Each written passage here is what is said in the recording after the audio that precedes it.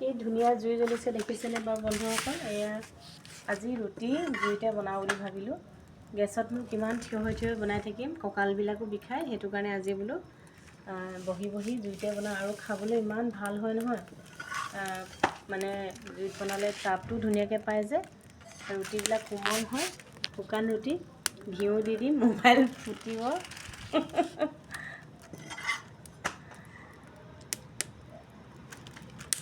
বনোৱা মানুহ আছিলে বেলেগ, বনাম বুলি কৈছিলে, এফালে নাই, নহাই হৈ থাকিলে। খেল চাই ক'ব নোৱাৰা হৈ আছে।